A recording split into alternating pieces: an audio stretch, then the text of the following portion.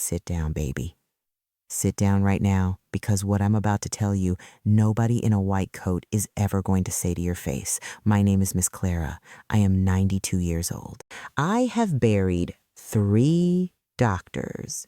You hear me? 3 men who told me how to live, and I watched every single one of them go into the ground before me. So before you go running back to whatever pill bottle or whatever glowing screen has been telling you how to take care of yourself, I want you to look at me. Really look at me. 92 years old, no wheelchair, no oxygen tank, no pill organizer with the days of the week on it sitting on my counter. Just me, standing here, sharper than most 40-year-olds I know, with something real to say to you. You want to know why you're tired all the time? You want to know why you wake up exhausted even after 8 hours of sleep? You want to know why your body aches and your mind feels foggy and you drag yourself through the day like you're carrying a sack of wet sand on your back? I know why. And the answer is going to make you angry. It should make you angry, because it means everything they ever told you about taking care of yourself was either dead wrong or it was a lie told on purpose. And I've lived long enough to know which one it usually is. I was born in 1933. I grew up in a little house with no running water and no electricity for the first 6 years of my life. We didn't go to a doctor unless someone was close to dying. We didn't have insurance cards or prescription plans or any of that. What we had was the land and the knowledge of what to do with it. My grandmother lived to be 94. Her mother lived past 90. The women in my family, the ones who lived the old way, the ones who didn't get swept up in what the television started selling us in the 1950s, those women lived long and they lived strong. And then something changed. Something shifted right around the time they started putting convenience in a box and calling it progress. The thing they never tell you, the thing that nobody is going to put in a commercial or a government pamphlet, is that your body was not designed for the world they built around you. Your body is ancient. Your cells, your gut, your liver, your heart, they are running software that is tens of thousands of years old. And the modern world has been trying to run new programs on old hardware. And it is crashing you slowly. Quietly. They call it aging. They call it natural decline. Hey, write you a prescription and they send you home. But honey, it is not natural. What is happening to people in this country is not what happens to a body that is being treated right. Let me talk to you about sleep, because this is where so many of you are dying by inches and you don't even know it. Not dying dramatically, just slowly dimming, like a lamp on a bad wire. You go to bed at midnight, maybe later. You stare at that bright little screen until your eyes give out. You set an alarm for 6 in the morning because the world demands you be somewhere, and you drag yourself up out of bed feeling like you never even rested. And then you reach for the coffee like it is oxygen, and maybe you get a second wind and maybe you don't, and by 3 in the afternoon you are gone. Your brain is not working. You are running on fumes and caffeine, and you are wondering why you feel so old? I'll tell you why. That screen you are staring at before bed is sending a signal straight into your brain telling it that it is midday, bright blue light.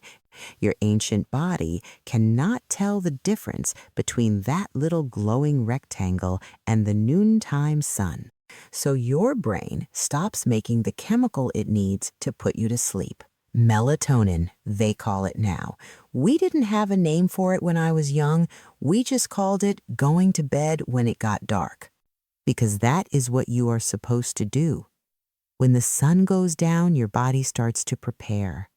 It starts to clean. It starts to repair.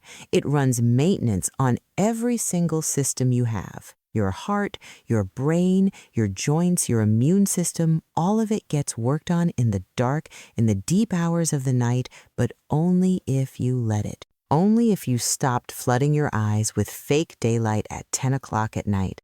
And it gets worse than just the screen. You are sleeping in a room that is too warm. You are sleeping on a mattress that is about as natural as a parking lot. You are drinking something with caffeine in it at 4 in the afternoon and then wondering why you can't fall asleep at 11. The whole system is broken, and they designed it that way. A tired person is a manageable person. A tired person buys energy drinks. A tired person buys sleeping pills. A tired person goes to the doctor and says, "Fix me." And that doctor writes a prescription that makes someone very rich and does not fix a thing. When I was a young woman, before the world got so loud, people in my community slept when it was dark, and they woke when it was light. In summer, we stayed up a little later. In winter, we went to bed early.